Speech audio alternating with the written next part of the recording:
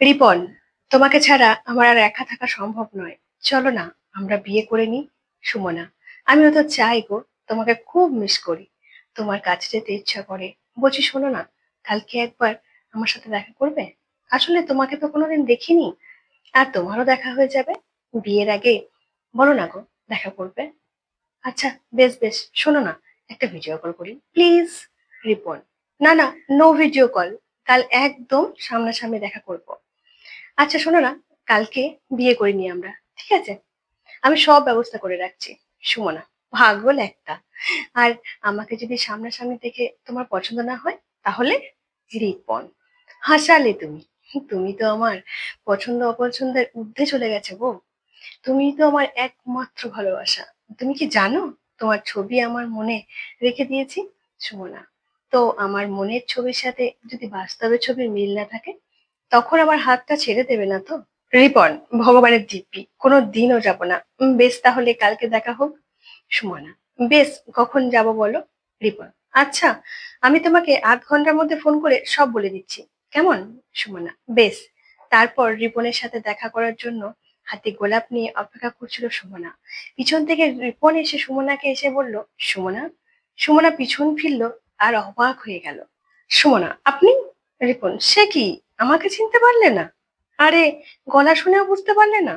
আরে, আমিই তো তোমার রিপন। সুমনা, আপনি রিপন? আপনি কি করে রিপন হবেন? ও, আপনি নিশ্চয়ই রিপনের বাবা। বলুন না, রিপন কোথায়? রিপন, না না না না, আমি রিপন।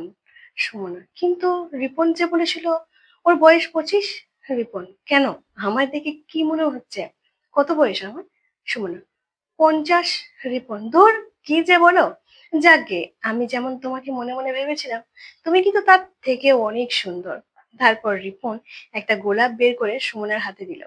সুমনা রেগে গিয়ে গোলাপটা হাত থেকে ছুঁড়ে ফেলে দিল। সরুন, আমি এরপরে বাড়ি যাব।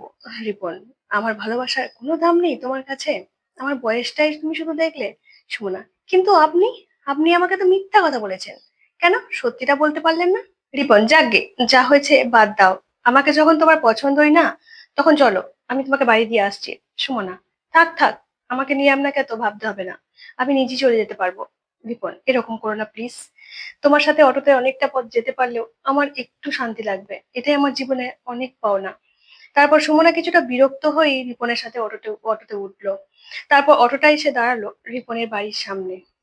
সুমনা, এটা, এটা কোন জায়গা? এটা আপনি আমাকে কোথায় নিয়ে এলেন? ঘর ভর্তি লোক, এটা কোথায়? আমি বাড়ি যাব। চলুন, আমি বাড়ি যাব। রিপন, এটা কোথায় মানে? এটা তো আমার বাড়ি, আর আজ তো আমাদের বিয়ে। তারপর এক প্রকার রিপন জোর করেই সুমনাকে বিয়ে করলো। সুমনা, আপনি, আপনি যে কাজটা করলেন একদম ঠিক করলেন না। আপনি ফোনটা দিন, আমি বাড়িতে ফোন করব, আমি বাড়িতে সব বলবো।